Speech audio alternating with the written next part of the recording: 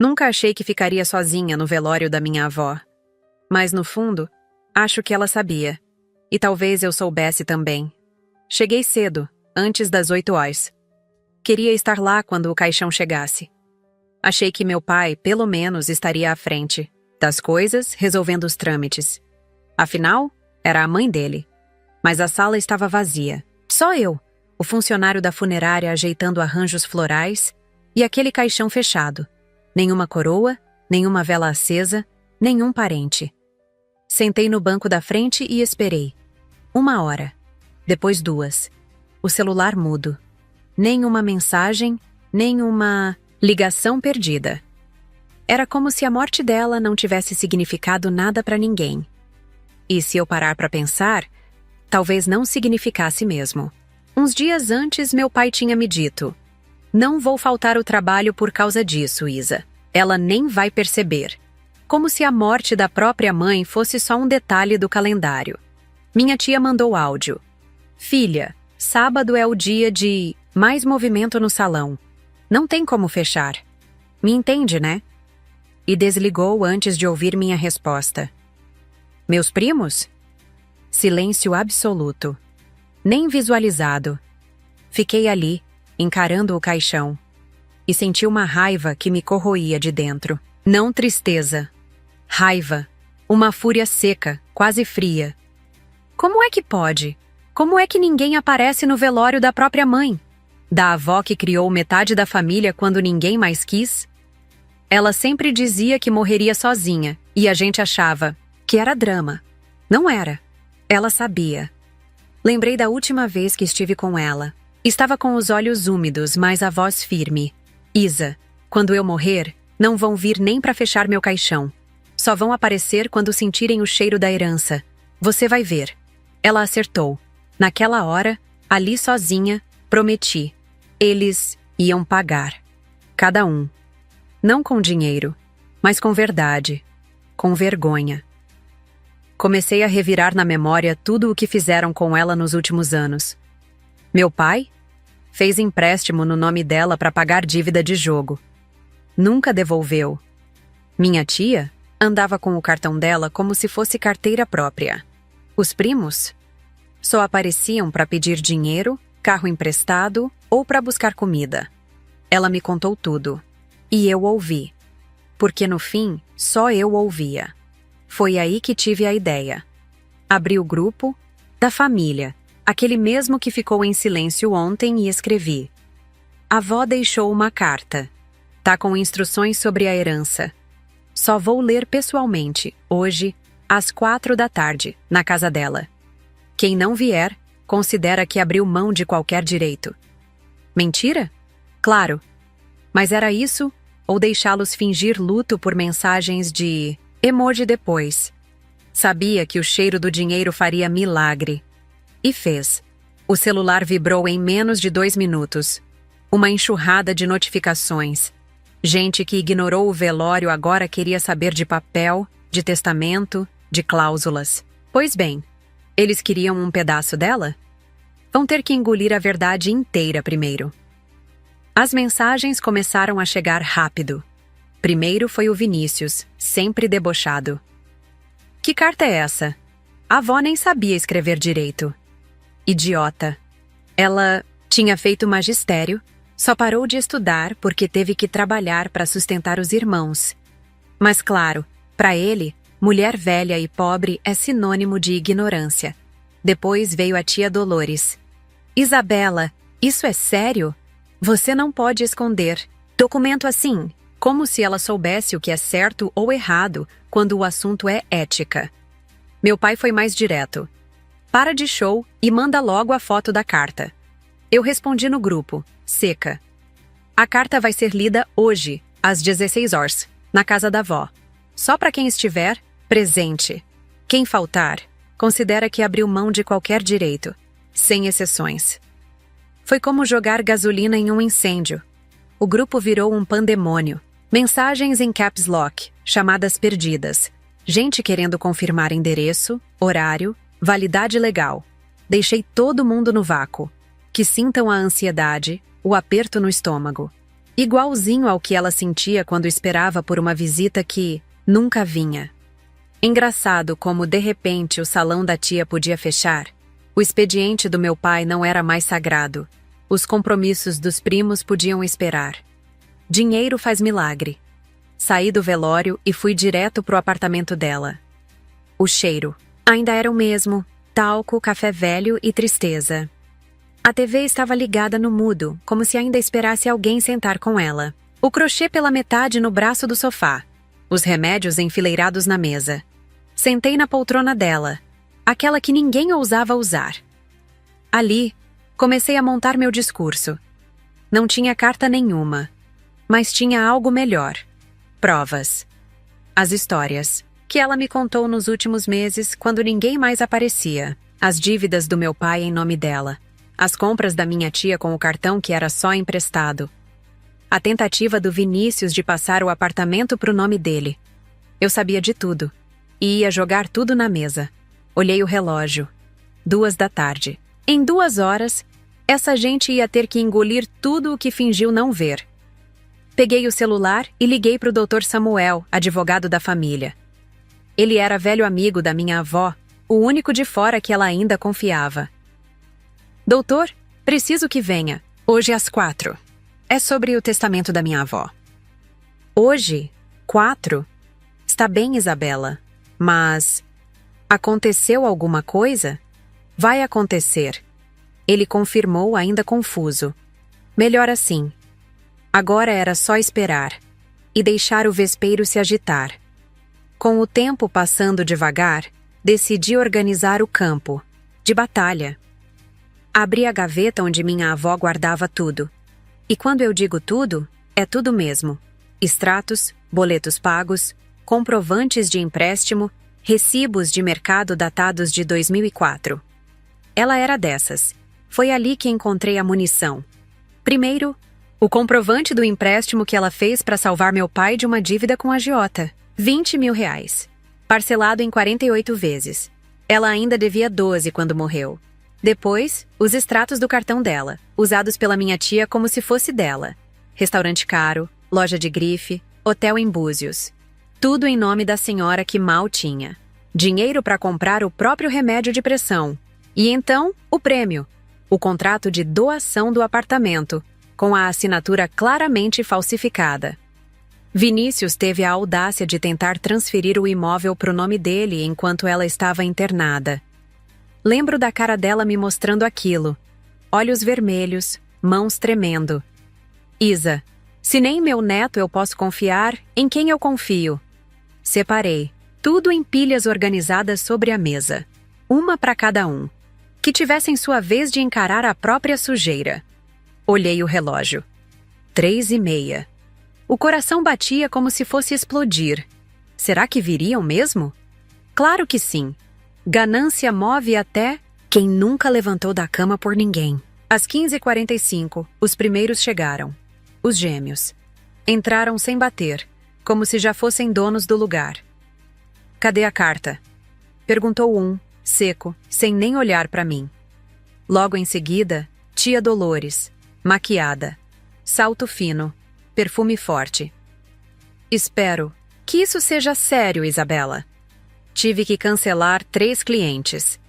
Meu pai apareceu em silêncio, com os olhos duros e a boca travada.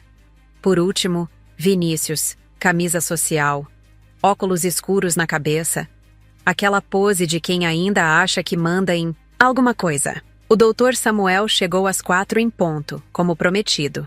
Pasta de couro, camisa engomada, ar profissional.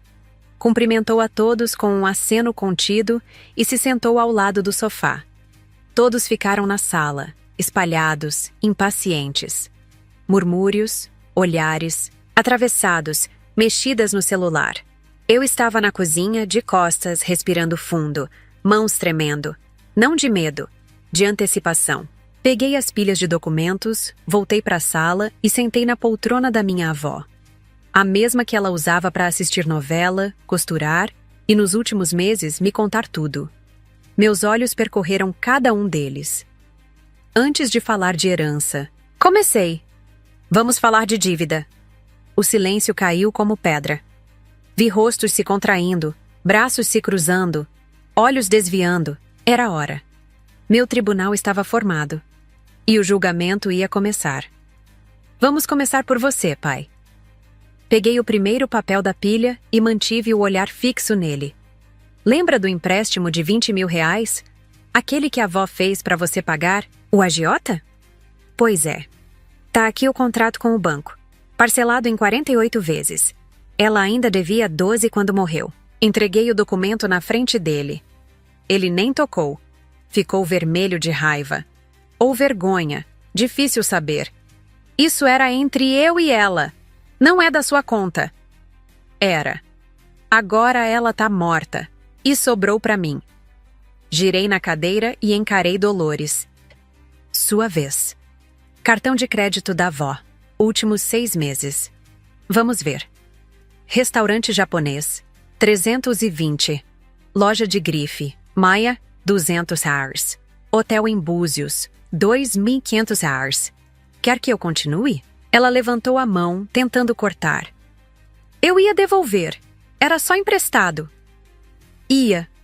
Nunca devolveu um centavo. Ela fazia as contas chorando, sabia? Os primos começaram a se remexer, visivelmente incomodados. O advogado, até então quieto, fazia anotações em uma caderneta pequena, como se estivesse documentando um crime.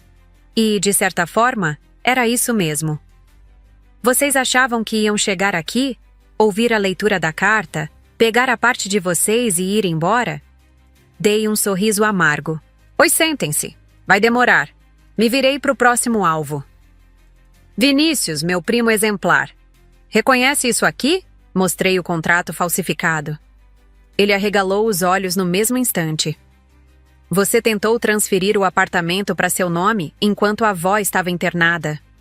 Falsificou a assinatura dela e tudo. Isso é mentira. Calúnia. Dr. Samuel levantou uma sobrancelha e estendeu a mão. Examinei o papel antes de entregar. Ele leu com calma, sem pressa. Há fortes indícios de falsificação, sim. Se for comprovado, é crime. Grave. Vinícius recuou e afundou na poltrona, pálido. Pela primeira vez, sem a pose de sempre. Os gêmeos fingiam estar fundidos com o estofado do sofá, tentando desaparecer. Mas não iam escapar. E vocês dois? Lembram quando pegaram o carro da avó escondido? Bateram e disseram que tinham sido roubados? Um deles resmungou. A gente era menor de idade. Tinha 19 anos. Adultos o suficiente para mentir. E mesmo assim, deixaram ela pagar 1.000 won, 800 hares do concerto. Com o próprio cartão. Silêncio. Era estranho. Eu falava. E era como se cada palavra desenterrasse anos de sujeira que ela engoliu calada. Eu não gritava. Não tremia.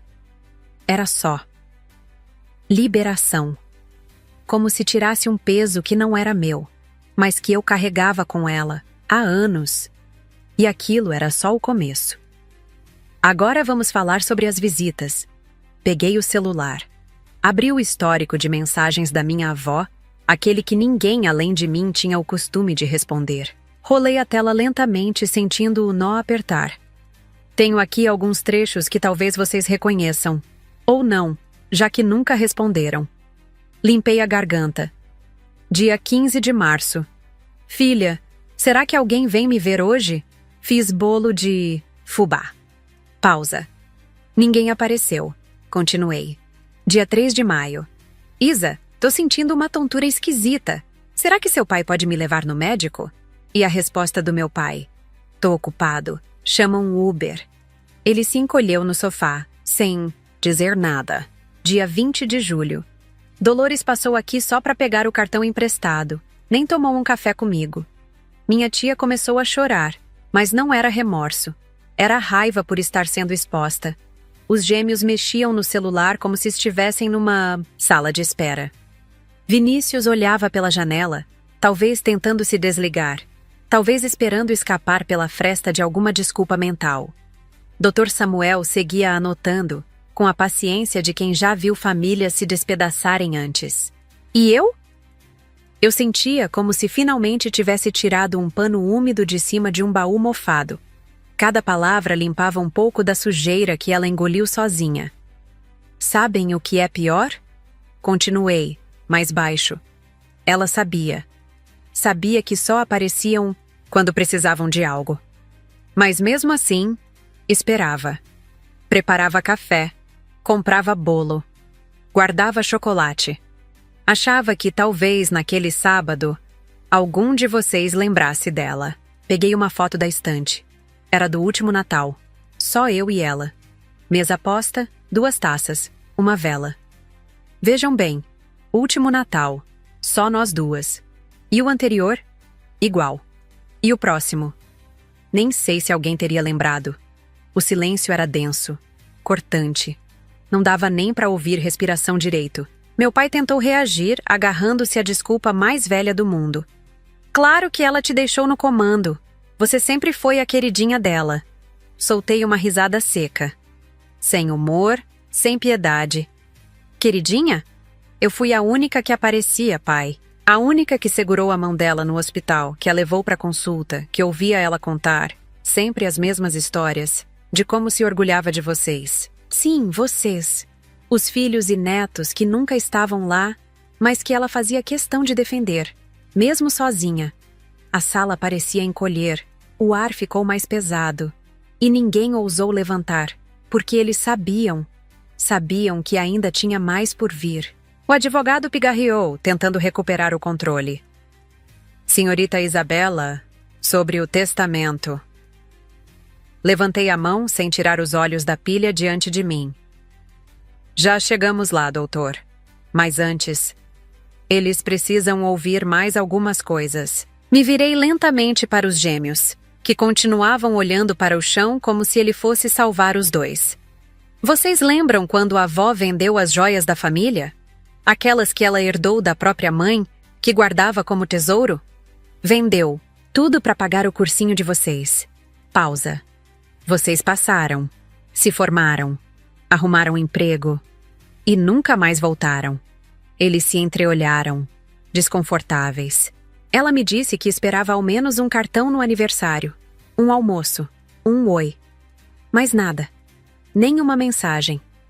Só silêncio. Passei os olhos pela sala, devagar. Ela morreu achando que tinha falhado. Que se tivesse sido uma mãe ou avó melhor, talvez vocês tivessem ficado por perto. Que o abandono era culpa dela. Minha voz falhou. Foi inevitável. Respirei fundo e engoli a vontade de chorar. Não ainda. E agora vocês estão aqui. Não por ela, mas por causa disso. Apontei ao redor. O apartamento, os móveis, o dinheiro que acham que ela deixou. Sempre as coisas. Nunca ela. Peguei mais um papel da pilha. Um com bordas amassadas. Esta é a conta do hospital. 15 dias internada. Eu tenho o registro de visitas aqui. Sabem quantas pessoas foram ver ela? Levantei o papel. 3 entradas. Todas com o mesmo nome. Isabela. Desviei o olhar para Dolores. Ela estava apertando a própria bolsa com força. Cadê o nome de vocês? O silêncio era espesso, sufocante. E aí, como se o incômodo fosse insuportável, ela explodiu. Para com isso, já entendi. A gente sabe que errou, ok? Agora fala logo do testamento. Sorri. O tipo de sorriso que não tem nada de divertido. Ah, vocês sabem que erraram agora? Que conveniente. Mas me digam, erraram quando? Quando ela implorava por atenção? Ou foi só quando descobriram que havia algo para dividir? O advogado ergueu a mão, tentando acalmar os ânimos. Por favor, vamos manter a civilidade. Assenti, ainda encarando os olhos baixos ao redor da sala. Claro, doutor. Eu também quero chegar na parte legal. Mas antes, eles vão ter que ouvir tudo. Até o fim. Doutor Samuel, pode explicar para eles sobre o testamento? O advogado assentiu, abriu a pasta com calma e colocou os óculos com um gesto ensaiado. O clima na sala mudou. Silêncio. Expectativa. Fio de tensão no ar. Sim. A senhora Rosa deixou um testamento formal, datado de 6 meses atrás. Começou. Nele, nomeia sua neta Isabela como inventariante legal dos bens. Ele fez uma breve pausa e então olhou para mim. Eu confirmei com um leve aceno. E incluiu uma cláusula condicional. Bastante incomum, mas juridicamente aceitável. Todos se inclinaram. Meu pai foi o primeiro a perguntar. Que cláusula? A senhora Rosa determinou que a partilha dos bens só poderá ocorrer após uma reunião familiar, em que, palavras dela, todas as verdades sejam ditas e todas as dívidas morais reconhecidas. Alguns riram nervosos, outros bufaram. Vinícius explodiu. Isso é ridículo. Não tem valor nenhum. É só discurso moralista. O advogado nem piscou. Na verdade, tem validade sim. Não no sentido de impedir judicialmente a partilha, mas como condição para a condução do processo inventariante. E neste caso, ela confiou à senhorita Isabela a autoridade de avaliar se o desejo foi cumprido. Uma pausa desconfortável. Ou seja, continuei, olhando diretamente para eles. Ninguém recebe nada se não reconhecer o que fez. Se não, mostrar arrependimento verdadeiro. Não é sobre dinheiro. É sobre ela. É sobre justiça. Foi como estourar uma represa. Isso é chantagem! Gritou Dolores. Você não pode decidir isso sozinha, retrucou Vinícius. Vamos contestar na justiça, resmungou meu pai. Deixei que gritassem, cada um berrando mais alto que o outro, como se isso fosse mudar alguma coisa. Esperei. Quando o barulho virou eco, bati firme na mesa. Acabaram? Ótimo! Porque agora vem a parte que mais dói. Lembrar o que vocês fizeram. Peguei uma nova pilha de papéis. Pai, lembra do aniversário da avó há 2 anos? Ela fez jantar, comprou vinho, te esperou o dia inteiro. Você... Chegou bêbado.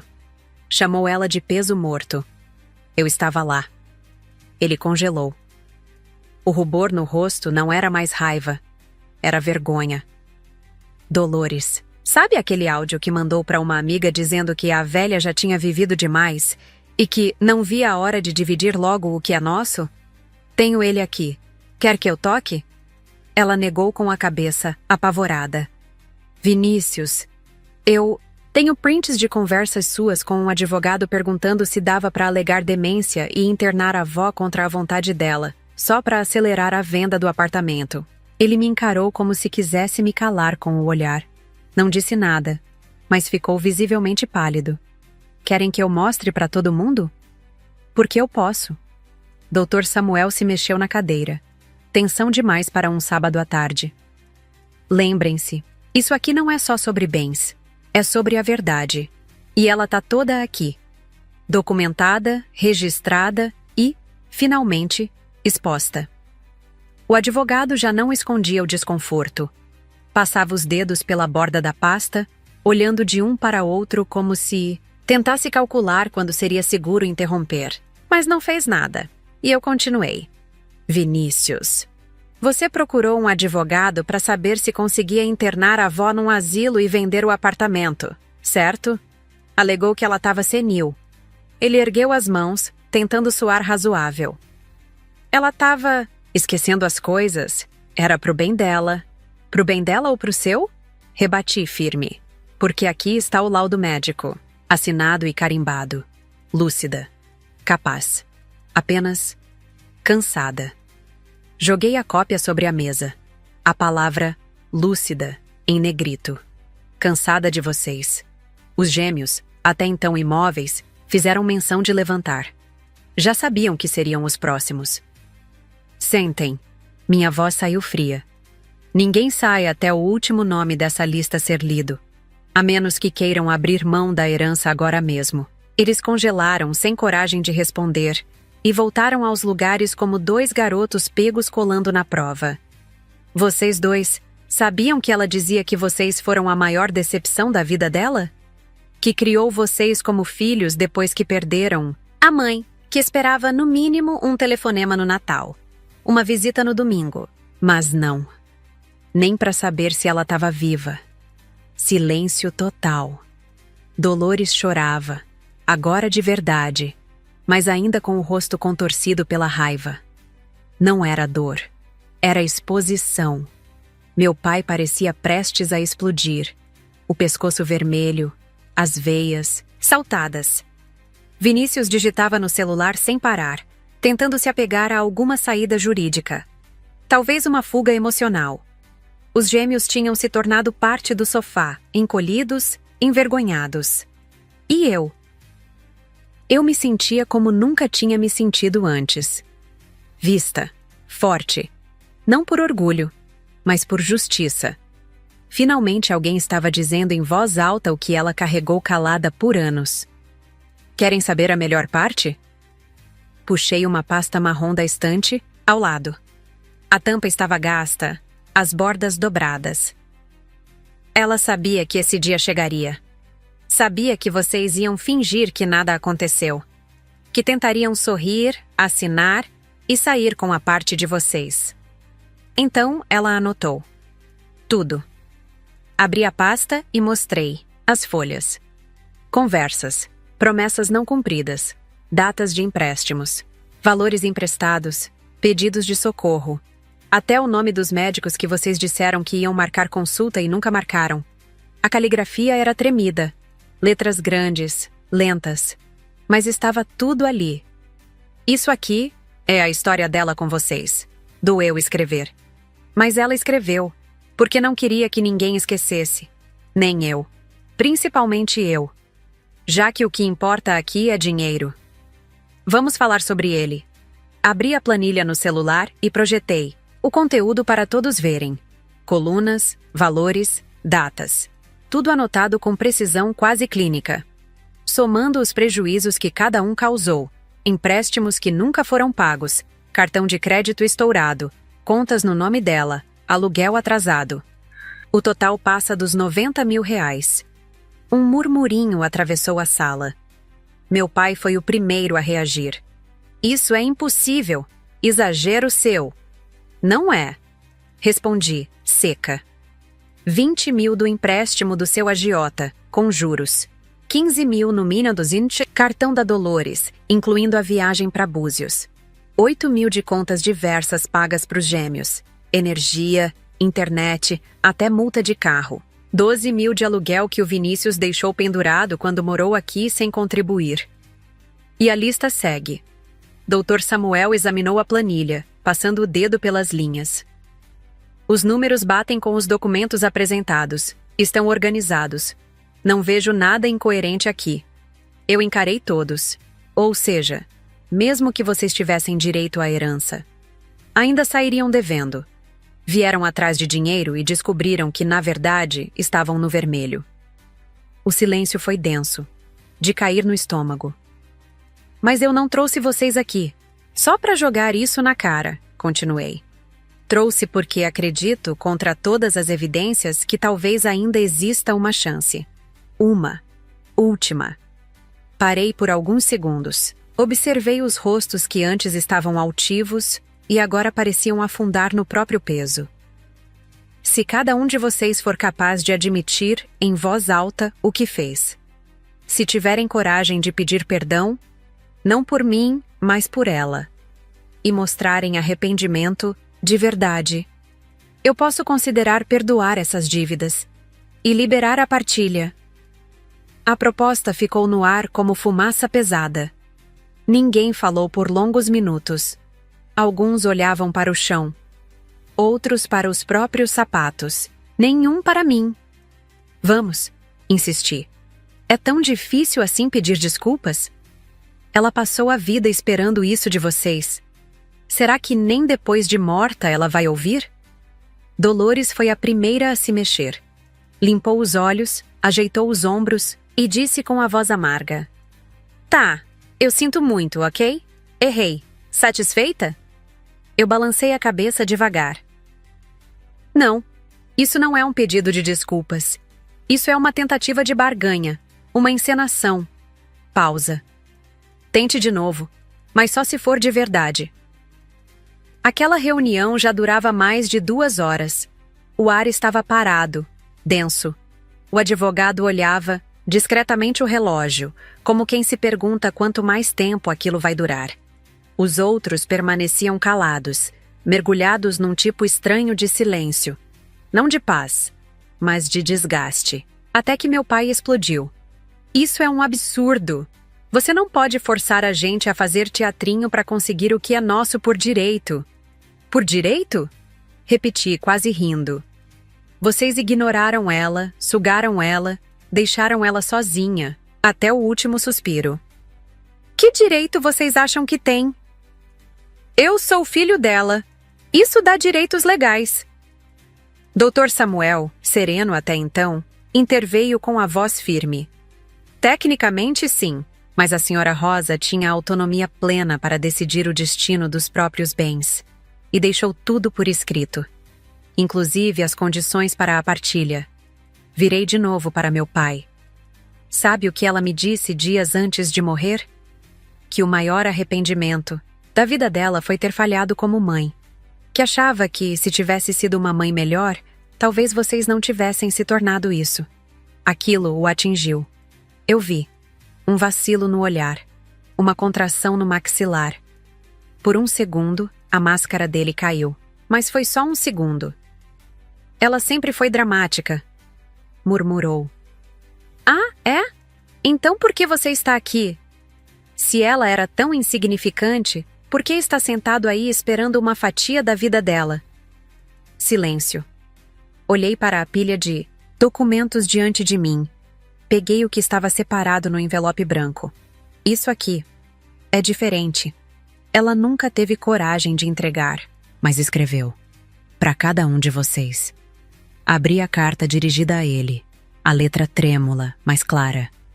Meu filho, sei que fui dura com você quando criança, mas era por amor, porque queria que você crescesse forte, digno. Perdoa uma mãe que só sabia amar sendo rígida. Te amo, sempre te amei, mesmo quando você virou o rosto para mim. Ele fechou os olhos, a respiração pesada. A voz saiu rouca. Para. Mas eu não parei. Aquela era a primeira vez em muito tempo que ele ouvia a voz dela sem gritar por cima. E talvez a última chance de entender o que ele perdeu. Então sim, ele ia ouvir até o fim.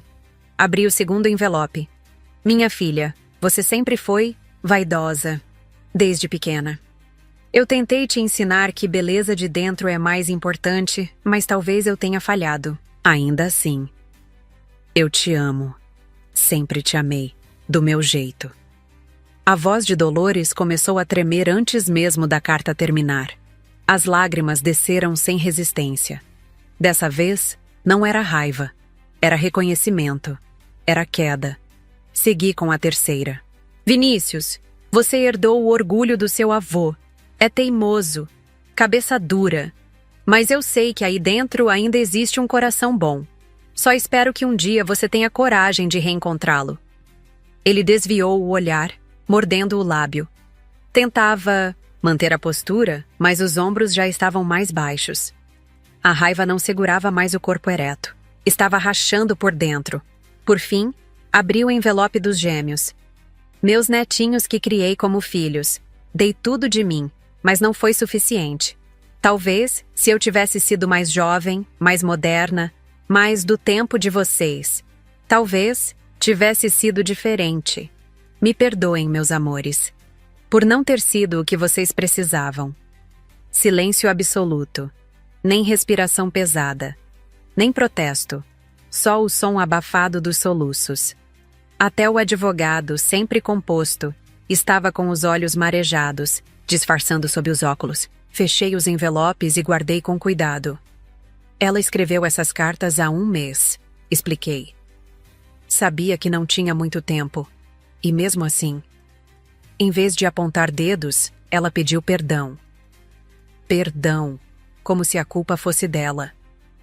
Passei os olhos por cada rosto ali. Agora me digam, depois de ouvir isso, vocês ainda acham que merecem alguma coisa? Dolores foi a primeira a quebrar.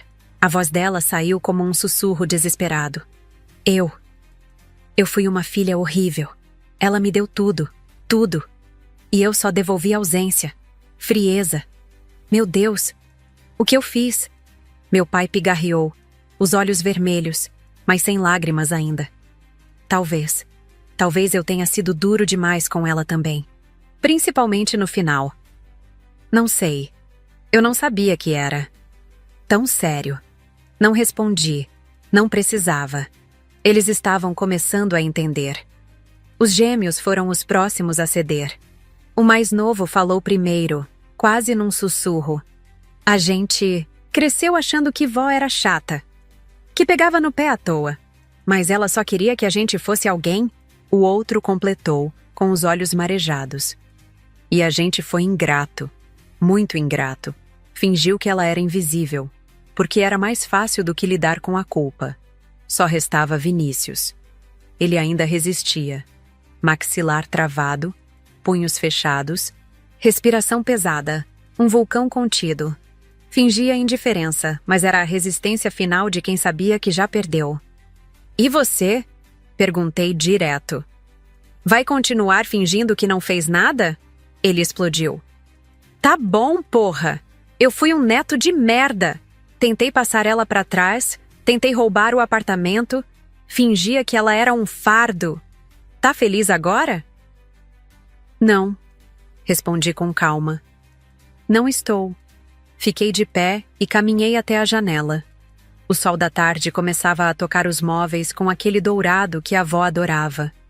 A luz caía sobre o tapete que ela escolheu na liquidação de fim de ano, sobre o sofá que mandou reformar em vez de comprar outro. Olhem bem para esse lugar. Nada aqui é só objeto. Essa cristaleira ali? Ela economizou 5 anos para comprar. Aquele quadro? Ela pintou sozinha, com 70 anos, quando decidiu fazer aulas de arte porque disse que velho também aprende. Voltei para a poltrona. Todos estavam olhando. O silêncio agora era outro. Não mais defensivo, mas atento. Desarmado. Vocês acham que isso aqui é sobre herança? Sobre bens? Não. Isso é sobre memória. Sobre respeito. Sobre reconhecer que ela foi uma mulher. Com história, com dor, com amor. E que tudo o que ela queria era um pouco de presença. Fiz uma pausa longa. Respirei fundo. Vou dar uma última chance. Quem quiser pedir perdão, de verdade, não para cumprir condição nenhuma, mas para que a alma dela descanse em paz, fale agora. Mas tem que ser real, porque eu vou saber. Dolores se levantou devagar, como se as palavras pesassem mais do que o corpo. Tremia. Mãe, disse, olhando para o teto. Eu sei que você não tá mais aqui para ouvir, mas me perdoa.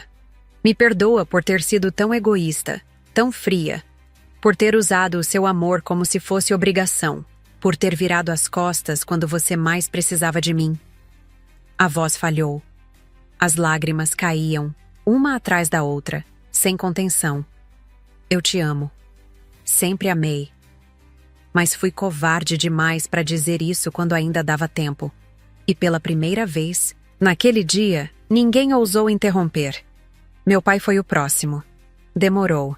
Parecia travado por dentro, como se as pernas pesassem mais do que o corpo. Mas se levantou. E pela primeira vez em anos, a voz dele saiu sem a armadura habitual. Velha. Parou, respirou, corrigiu-se baixinho. Mãe. Fechou os olhos e falou como quem despeja décadas de coisa engasgada. Eu fui um filho ingrato. Você me deu tudo. Me criou sozinha depois que o pai morreu, segurando as pontas com o que dava. E eu? Te paguei com silêncio, com grosseria, com descaso. A garganta dele falhou. Você merecia mais. Merecia um filho que passasse os domingos contigo. Que te levasse ao médico sem reclamar. Que te desse flores de vez em quando. Não só contas para pagar. Me perdoa, mãe. Se eu pudesse. Não terminou. As palavras se embolaram. Ele sentou devagar, escondendo o rosto nas mãos. Ninguém disse nada. Os gêmeos se levantaram juntos. Um gesto quase infantil, como se ainda fossem os meninos que ela criou quando a mãe deles morreu. A avó. A gente foi cego. Você cuidou da gente quando ninguém mais quis. Deu colo, deu comida, deu amor. Mesmo quando a gente só dava trabalho. E a gente sumiu. Fingiu que você não existia. Fez de conta que estava ocupado. Demais para lembrar de quem nunca esqueceu da gente. A gente tem vergonha. Muita vergonha. E saudade. Do seu bolo de milho, das histórias antes de dormir, do cheiro da sua blusa. Perdoa a gente, vó. Por favor. A sala inteira estava virada para Vinícius. A tensão em torno dele era diferente. Não de julgamento, mas de espera. Ele era o último bastião da negação. E já não tinha mais onde se esconder. Ele lutava, dava para ver nos olhos, nas mãos fechadas, nos músculos do rosto. O orgulho batia de frente com a culpa. Finalmente, levantou-se. Eu. Parou. O silêncio era absoluto. Eu fui o pior de todos. A voz saiu quebrada, mas clara. Não só ignorei, não só usei. Eu tentei tomar o que era dela. De verdade. Tentei tirar o que ela construiu. Como se ela fosse um obstáculo entre mim e uma casa. As lágrimas vieram devagar, depois de tanto resistir. E o pior é que ela sabia. Sabia o que eu estava fazendo. E nunca disse nada. Nunca me enfrentou. Só continuou me amando. Continuou me chamando de meu neto. A voz dele falhou de novo. Como? Como ela conseguia amar alguém como eu? Ele respirou fundo, tentando manter alguma compostura. Não conseguiu. Eu não mereço perdão, mas preciso pedir assim mesmo. Olhou para cima, como se buscasse um vestígio dela ainda ali. Me perdoa, vó, por tudo. Por cada vez que virei as costas, por cada mentira, por cada silêncio. Me perdoa por ter sido um monstro para quem só me deu amor. E então, ele desabou, soluçando como uma criança que perdeu a referência mais sólida da vida. Ninguém disse nada, porque naquele momento não havia mais o que dizer. O silêncio que se seguiu foi diferente. Não era mais pesado ou acusatório. Era um silêncio de reflexão, de arrependimento real. O advogado limpou os olhos discretamente. Eu mesma estava emocionada, mas mantive a compostura. Agora sim, disse suavemente. Agora vocês entenderam. Fui até a estante e peguei uma caixa de madeira. Ela deixou isso para ser aberto hoje. Dentro havia envelopes, um para cada pessoa na sala. Leiam, instruí. Cada um pegou o seu. Eram cartas de perdão. Ela, do leito de morte, perdoando cada um por tudo. Sem cobranças, sem acusações. Apenas amor e perdão. A comoção foi geral. Até eu chorei ao ler a minha. Minha netinha querida, obrigada por tudo. Por estar aqui, por me amar, por me defender. Você é minha luz. Use sua força para unir essa família de novo. Eles não são maus, apenas perdidos. Com amor eterno, vó. Ela sabia, murmurei. Sabia que eu faria isso. Que juntaria todos vocês, que forçaria esse confronto. Olhei para cada um. E sabem por quê? Porque ela ainda acreditava em vocês. Mesmo no fim, mesmo abandonada, ela acreditava que vocês podiam mudar. O advogado pigarreou. Sobre a herança, eu o interrompi gentilmente. Pode falar, doutor. Ele ajustou os óculos. A senhora Rosa deixou instruções claras. Se houvesse reconciliação verdadeira, se houvesse arrependimento genuíno, os bens seriam divididos igualmente entre todos. Pausa. Incluindo a senhorita Isabela, é claro. O apartamento seria vendido e o valor dividido. As economias, da mesma forma. Objetos pessoais. Cada um escolheria algo de valor sentimental. Ninguém comemorou. O dinheiro parecia insignificante agora. Mas há uma condição final. disse o advogado, com a voz mais suave do que antes. Todos o olharam em silêncio. A senhora Rosa pediu que, antes de qualquer divisão dos bens, a família fizesse uma última refeição juntos, aqui, neste apartamento, cozinhando juntos, comendo juntos, como nos velhos tempos. Nos entreolhamos. A proposta parecia absurda e, ao mesmo tempo, a coisa mais certa do mundo. Ela deixou até o cardápio, completou, abrindo um papel dobrado com cuidado, como se fosse sagrado. Pela primeira vez naquele dia, ele sorriu.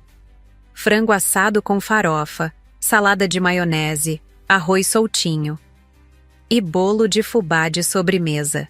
Dolores riu com o nariz ainda vermelho. Eu não cozinho desde que o salão abriu. Nem lembro como se acende o forno. Eu nunca soube nem fazer arroz, confessou Vinícius. A gente aprende, disse um dos gêmeos dando de ombros. E por um momento estranho e bonito, todos começaram a concordar. Não por obrigação, mas porque parecia o certo. Como se ela ainda estivesse ali, movendo as peças com delicadeza invisível. Fomos para a cozinha. No começo, ninguém sabia direito por onde começar. Era como entrar numa cena antiga, esquecida, mas familiar. Meu pai abriu o armário com cuidado, procurando os temperos. Ela usava alecrim no frango, né? E deixava de molho desde cedo. Dolores puxou o caderninho de receitas do fundo da gaveta e o folheou como quem reencontra um diário. Aqui tá a farofa. Ela escreveu. Não esquecer a manteiga. Parece que já previa quem ia tentar economizar. Os gêmeos começaram a descascar batatas, rindo baixinho de coisas bobas, como se fossem adolescentes de novo. Vinícius ficou encarregado da cebola. Chorava. E não era só por causa dela. E eu? Eu observava tudo. Guiava aqui e ali, mas mais do que isso, ouvia. Era como ver a alma da casa se reabrindo, um cômodo de cada vez. As histórias começaram a brotar naturalmente, sem ensaio. Lembram quando ela fez frango para 50 pessoas no aniversário do vô? E quando queimou o bolo e disse que era caramelizado gourmet? Risadas baixas, algumas lágrimas silenciosas, memórias sendo tiradas da gaveta. Cada ingrediente carregava uma lembrança. Cada gesto na cozinha parecia um pedido de desculpas sem palavras. Era como se ela estivesse ali, não fisicamente, mas em cada cheiro, em cada detalhe, e mais do que nunca, em cada um de nós. 3 horas depois, a comida estava pronta. Não perfeita. O frango passou um pouco do ponto, o arroz ficou grudento, a maionese saiu sem sal, mas ninguém se importou. Era a refeição mais verdadeira que já havíamos feito. E não era só sobre comida. Montamos a mesa com o jogo de pratos que ela só usava em ocasiões especiais. Os talheres de cabo grosso, as taças de vidro grosso, o pano de mesa bordado, à mão. Cada detalhe parecia chamá-la de volta, em silêncio. Sentamos juntos. Pela primeira vez em anos. Não por obrigação, não por aparência, por vontade. Antes de começar, pedi um momento. Vamos fazer um brinde. Cada um diz uma coisa sobre ela. Uma memória boa. Levantei meu copo de suco. Ela odiava a bebida alcoólica em casa, dizia que mudava o clima da alma. Eu começo. Lembro dela me ensinando a fazer tricô. Eu tinha 6 anos e achava uma tortura. Ela dizia, um dia você vai me agradecer por isso. Hoje eu entendo. E agradeço, vó. Pelo tricô e por muito mais. Meu pai, com os olhos baixos, falou devagar. Ela esperava na janela quando eu voltava da escola. Todo dia. Não importava. O tempo. Sempre com um sorriso e um pão com manteiga na mão. Dolores ajeitou os ombros, emocionada. Os vestidos que ela costurava para mim. Ficava noites em claro para deixar tudo perfeito. Eu achava que era obrigação dela. Hoje vejo que era amor costurado à mão. Vinícius, mais contido, deixou a voz escapar entrecortada. As histórias de Ninar. Ela inventava cada uma na hora. Dizia que os livros não sabiam tudo que ela sabia. E era verdade. Os gêmeos falaram juntos com simplicidade. O colo dela, Era o lugar mais seguro do mundo. E o mais esquecido também. Comemos em silêncio, por alguns minutos. Um silêncio bom, de quem digere comida e saudade ao mesmo tempo. Entre um prato e outro, lembranças foram surgindo. Risadas tímidas, cumplicidade que antes parecia impossível. Na hora do bolo, vimos que alguém, talvez ela mesma sem querer, tinha deixado uma vela esquecida na gaveta. Colocamos no centro do bolo de fubá. Façam um pedido, sugeri. Por ela. Apagamos juntos. Não sei o que cada um pediu, mas acho que no fundo, todos desejaram a mesma coisa. Perdão. Uma segunda chance. A chance de ser a família, que ela sonhou até o fim. O advogado, que assistia tudo com um sorriso contido, se levantou. Entrem em contato quando decidirem dar sequência ao inventário, disse pegando a pasta. Mas não tenham pressa. Há coisas mais urgentes do que papéis. E ele tinha razão. Passamos o resto da noite ali, sentados, conversando, chorando, rindo, sem pressa de ir embora, sem vontade de esquecer. Decidimos juntos que o apartamento não seria vendido agora, pelo menos não por enquanto. Ele seria o ponto de encontro, o recomeço, um lugar de memória viva. Cada um levou algo pequeno. Uma foto, um porta-retrato, um lenço com cheiro de talco, um enfeite da cristaleira. Coisas simples, mas agora cheias de significado. Coisas que pertenciam a ela e de algum jeito também a nós. Saí de lá, de madrugada, exausta, mas em paz. Consegui o que ela queria. Uni a família de novo. Não seria fácil reconstruir tudo, mas era um começo. Antes de sair, passei no quarto dela uma última vez. Peguei o porta-retrato com nossa foto e sussurrei. Obrigada, vó, por nunca desistir da gente. No dia seguinte, voltamos todos para o sepultamento. Dessa vez, juntos. Cada um falou algumas palavras, pediu perdão publicamente, prometeu ser melhor. O cemitério estava ensolarado, diferente do dia anterior. Como se ela estivesse finalmente em paz. Dolores sugeriu almoços mensais no apartamento. Meu pai propôs reformar o lugar, mantendo as memórias, mas criando novas. Os gêmeos se comprometeram a cuidar das plantas dela.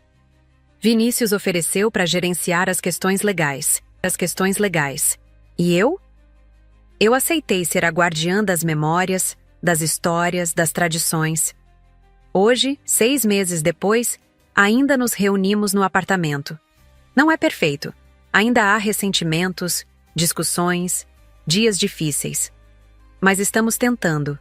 Por ela. Por nós. Às vezes, sinto a presença dela, especialmente quando cozinhamos juntos. Um cheiro familiar, uma sensação de aprovação. Talvez seja imaginação, ou talvez não. Afinal, o amor de avó é eterno, né?